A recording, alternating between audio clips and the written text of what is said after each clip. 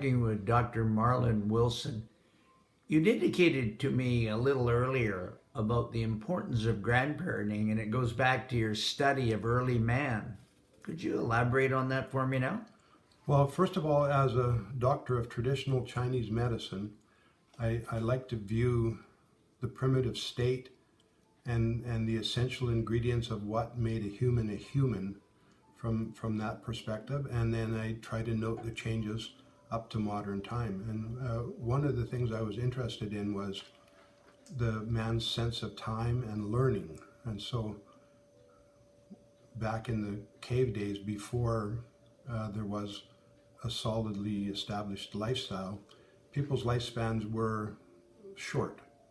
And so they died before age 30, maybe even, the time they were really functional was 18 to 24, and then if there was any injuries or they quickly died off. That was the lifestyle. So as a consequence, they weren't aware of ideas such as winter, spring, summer, and fall. They didn't necessarily know that summer came after spring. They just hadn't had enough time on Earth to see enough repetitions of cyclical changes to know that. And so they wouldn't necessarily know that in that valley next door to them in the summer, every single summer, that's when the fruit ripened. It was a matter of hit or miss, and survival was therefore more precarious. But at some point, some of the people began surviving longer, and then those of them that became grandparents were able to impart all kinds of wisdom, the wisdom of many, many years to a young person. So instead of having to figure it out on their own, and probably not very well and not very much, because everything reduced their survival rate, they were given all that information. Yeah, there will be great food in that valley next door in 2 more months because it's going to be summertime. So that kind of information was critical to survival. And grandparents made that and many other things similar to that knowledge essential. The other thing that grandparents did was they provided a second point in the familial lineage. So you can't really pick a direction if you have one point. So if it's just you and your parents, that's one point. But if you have grandparents, that's 2 points, and that enables you to pick a direction.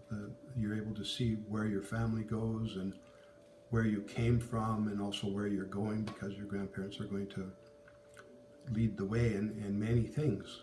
And so that kind of knowledge was very invaluable to the development of human society and human continuity. And so in all those senses, grandparenting is the most useful thing that was invented during that time. What would you have to say regarding the state of grandparenting today? Well, grandparenting today could be undergoing a revolution because of the digital media. There was a time when the families fragmented, or the children fragmented, because travel was so easy. So maybe our kids would be living in Toronto, another one in Montreal, and they would have kids in Toronto, Montreal, or Calgary, or somewhere far away. And it was very difficult to be a grandparent because they're 1,000 miles away.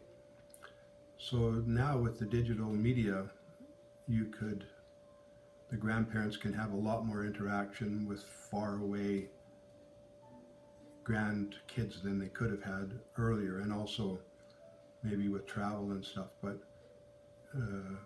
I think that grandparenting is less than it used to be in the overall view, and needs all of the advantages that it can have because of how important it is for the sake of the grandkids to have that understanding that only grandparents can give them.